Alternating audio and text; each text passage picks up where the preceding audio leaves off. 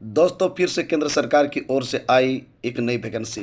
तो आइए इसको विस्तार से जानते हैं कि फॉर्म कब से कब तक भरा जाएगा, इसका एलिजिबिलिटी क्राइटेरिया क्या है, मिनिमम और मैक्सिमम एज क्या है, टोटल नंबर ऑफ वैकेंसीज कितना है और कौन अप्लाई कर सकता है इस फॉर्म को। अप्लाई करने के लिए सब्जेक्ट क्या क्या होना चाहिए, एग्ज़ाम पैटर्न क्या है, इसको हम लोग बात करते हैं डीपली। तो दोस्तों विस्तार से हम लोग चर्चा करते हैं। तो DSSSB TGT वैकेंसी 2024 यानी कि दिल्ली सब ऑर्डिनेट सर्विसेज सिलेक्शन बोर्ड के नाम से ये जाना जाता है। इसका फुल फॉर्म होता है दोस्तों। फॉर्म स्टार्टिंग जो है 8 फरवरी 2024 यानी 8 फरवरी से ये फॉर्म भराना शुरू हो जाएगा दोस्तों, और जस्ट एक महीना तक ये भराएगा। फॉर्म क्लोजिंग डेट है 8 मार्च 2024, 8 मार्च 2024 तक आप फॉर्म अप्लाई कर सकते हैं।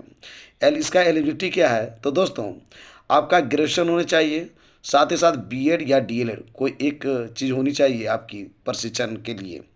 साथ ही साथ सीटेट क्वालिफाइड होना चाहिए पेपर 2 में। दोस्तों मैं एक चीज़ बता देना चाहता हूँ कि इसमें जो एग्ज़ाम 21 जनवरी 2024 को देंगे, जो सीटेट का एग्ज़ाम हाल फिलहाल होने वाली है 21 जनवरी को, वो लड़के भी यहाँ पे इस फॉर्म के लिए एप्लीकेबल होंगे, क्योंकि 21 जनवरी 2024 को इसका एग्ज़ाम हो जाती है और ये फॉर्म जो है 8 फरवरी से 8 मार्च तक भराएगी। तो वह उसके पहले ही फॉर्म का जब अंतिम में भराएगी उसके पहले ही इस सब का रिजल्ट आ जाएगा। इसलिए जो है सीटेट का जो अभी प्रिपरेशन कर रहे हैं या फिर एग्ज़ाम देंगे वो इसके एलिजिबल हो जाएंगे यदि वो पास कर जाते हैं। तो अब बात करते हैं कि सीटेट में जो है कितना वो स्कोर करेंगे कि इस फॉर्म को भर सकते हैं, साथ ही साथ इसमें जो है नियुक्ति हो पाएगी।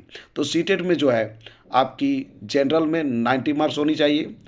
यदि ओबीसी हैं और दिल्ली से ही हैं तो 82 में आप एलिजिबल हैं। लेकिन ओबीसी हैं और आप दिल्ली के नहीं हैं, आउट ऑफ दिल्ली हैं, तो 82 में आपको नहीं भर सकते हैं, यानी कि वहाँ के लिए आप जो है जनरल में काउंट होइएगा। यानी ओबीसी है तो आपको कम से कम 90 या 90 से ज़्यादा अंक चाहिए सी टेट में।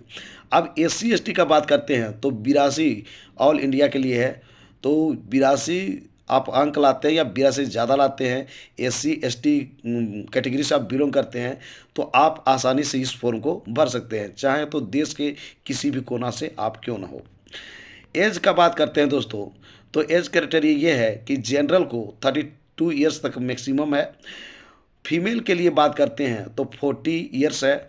ओबीसी का बात करते हैं जो दिल्ली से ही है प्रॉपर, तो उसका 35 ईयर्स है। मैं पहले ही बता दिया ओबीसी को जो है किसी प्रकार के आरक्षण नहीं दी गई है, वो जनरल में काउंट किए जाएंगे।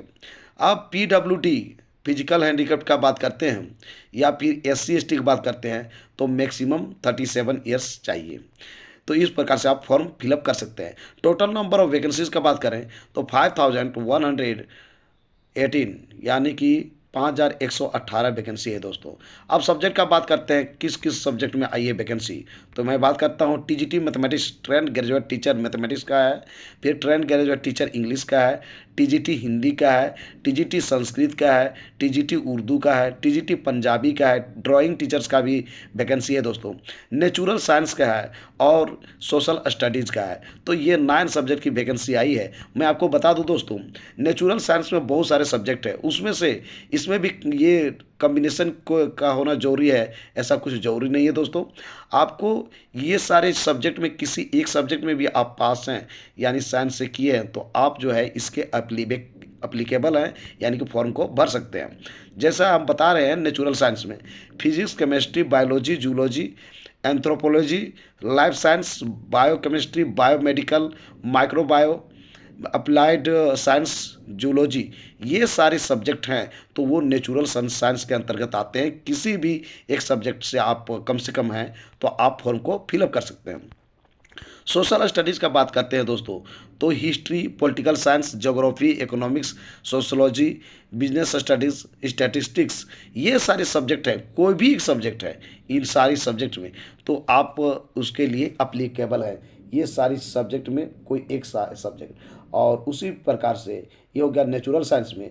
सोशल साइंस का बात करते हैं एसएसटी का, तो ये सारी बहुत सारे सब्जेक्ट हैं, उसमें कोई एक सब्जेक्ट से आप है तो आप फॉर्म को फिलअप कर सकते हैं। दूसरी बात मैं बता दूं दोस्तों कि आप जो है इसके लिए ये जरूरी नहीं है कि आपको 3 ईयर्स होनी चाहिए। यदि आप मान लीजिए मैथमेटिक्स टीचर के लिए आप फॉर्म अप्लाई किए हुए हैं तो ऑनर्स है तो कोई दिक्कत नहीं है, क्योंकि ऑनर्स 3 ईयर्स का होता है। लेकिन ऐसा कोई जरूरी नहीं है, यदि आपका ऑनर्स नहीं है तो फिर भी आप मैथमेटिक्स से पढ़े हुए हैं और कम से कम 2 ईयर्स पढ़े हुए हैं, 2 ईयर्स पढ़े हुए हैं, तो ऐसी स्थिति में आप फॉर्म को फिलअप कर सकते हैं। तो ये ऑलरेडी लिखा हुआ है एटलीस्ट 2 ईयर्स इन ग्रेजुएशन में कम से कम 2 साल आपकी पढ़ी होनी चाहिए, चाहे ऑनर्स है या सब्सिडरी है या जब जनरल है, इससे कोई मतलब नहीं है, आप जो है फॉर्म को भर सकते हैं।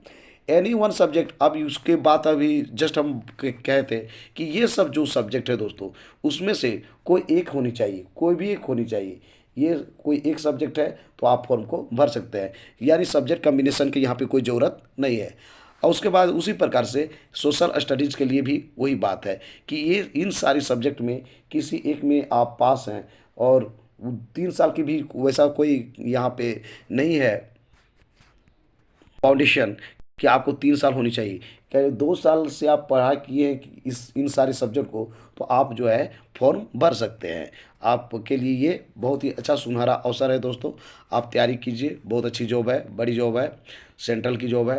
अब बात करते हैं एग्ज़ाम पैटर्न की। सपोज कीजिए कि ये सब 9 सब्जेक्ट का हम बात किए थे, ये 9 सब्जेक्ट्स में किसी एक को आपने चुनाव किया, यानी किसी एक के लिए ही एलिजिबल हैं, आप भरना चाहते हैं, सपोज कीजिए टीजीटी मैथ्स। तो इसका जो एग्ज़ाम पैटर्न क्या होगा ध्यान दीजिएगा। तो एग्ज़ाम पैटर्न इस प्रकार से होगा दोस्तों, हम यहाँ पे बात कर रहे हैं फिलहाल मैथ्स का, उसी प्रकार सभी सब्जेक्ट में ये लागू होगी। तो देख सकते हैं दोस्तों, तो इस प्रकार से मान लीजिए कि एग्ज़ाम पैटर्न का हम बात कर रहे हैं, तो मैथमेटिक्स क्या बात कर रहे हैं यहाँ पे। तो मैथमेटिक्स के लिए आपको सबसे पहले ये जो जनरल पेपर्स हैं ये आपको 5 पेपर्स देना होगा। पहला है रीजनिंग, दूसरा है जनरल अवेयरनेस, थर्ड है आपका मैथ्स, और ये इंग्लिश और हिंदी। ये सब 20-20 मार्क्स के होते हैं दोस्तों, और ये 10th लेवल के होंगे। ये पार्ट 1 में जो हम बात कर रहे हैं वो 10th के लेवल के होंगे। उसमें से आपको जो है ये जरूरी है दोस्तों कि इस सब में आपको 20-20 मार्क्स का होगा। और मैं एक चीज़ इंपॉर्टेंट चीज़ बता दूं, जो पहली बार एग्ज़ाम लिखेंगे उसके लिए यहाँ पर प्रॉब्लम हो सकती है, इसलिए कि ये जो आपकी देख रहे हैं, जैसे मान लीजिए रीजनिंग है, तो रीजनिंग सब एक ही बार में पेपर नहीं आ जाएगा। रीजनिंग के लिए आपके कंप्यूटर में खुलेगा, ये क्वेश्चन रीजनिंग आप बनाइएगा, इसके लिए टाइम दिया जाएगा। इसके बाद जो है आपको बाद में उसके बाद खुलेगा जनरल अवेयरनेस, उसके बाद खुलेगा मैथ्स, यानी कि एक बंद होगा तो दूसरा खुलेगा, और पुनः आप नहीं आ पाएंगे। यानी रीजनिंग का टाइम दिया गया है, क्लोज हो गया, तो पुनः वहाँ पे नहीं जा सकते। इसलिए जो जो आपको मिलता है सब्जेक्ट उसको पहले बनाते जाए। हाँ, यहाँ पर हो सकता है पहले रीजनिंग आया, उसके बाद डायरेक्ट आ जा गया हिंदी, हो सकता है आ गया इंग्लिश, ऐसा आएगा। लेकिन एक खुलेगा फिर एक बंद होगा फिर दोबारा नहीं खुलेगा। ये 100 मार्क्स की होगी दोस्तों, और ये जो है आपका 10th लेवल का होगा। अब बात करते हैं पार्ट बी। पार्ट बी जो है आपका ऑनर्स पे होगा, यानी कि जो आप सब्जेक्ट रखिएगा, ऑनर्स भी हो सकता है या 2 ईयर्स के लिए कोई भी सब्जेक्ट हो सकता है। तो आपको मान लीजिए मैथमेटिक्स का हम बात कर रहे हैं, तो मैथमेटिक्स और पेडागोजी दोनों मिला के आपकी 100 मार्क्स का होगा दोस्तों। और आपको मैं बता दूं ये जो है आपका ग्रेजुएशन लेवल का होगा, ग्रेजुएशन लेवल का होगा। तो दोस्तों ये नेगेटिव मार्किंग भी है। तो इस प्रकार से आपके लिए गोल्डन अपॉर्चुनिटी है दोस्तों, इस फॉर्म को जरूर भरें। ये पूरे ऑल इंडिया के लिए है, पूरे ऑल इंडिया के कैंडिडेट्स भर सकते हैं। और जो है प्रीफरेंस जिस प्रकार से बात है मैंने बता दिया कि किसको किस प्रकार से आरक्षण मिलेगी। तो दोस्तों आज का मेरा वीडियो कैसा लगा? यदि आपको यह वीडियो अच्छा लगा तो इस वीडियो को कर दीजिए लाइक, चैनल को कर दीजिए सब्सक्राइब, और मेरी इस वीडियो को ज़्यादा से ज़्यादा लोगों को शेयर कीजिए दोस्तों, जिससे कि मैं आपके लिए और ऐसा ही वीडियो लाते रहूँगा। तो दोस्तों फिर मिलते हैं एक नए वीडियो के साथ, तब तक के लिए मुझे इजाज़त दीजिए, बाय बाय।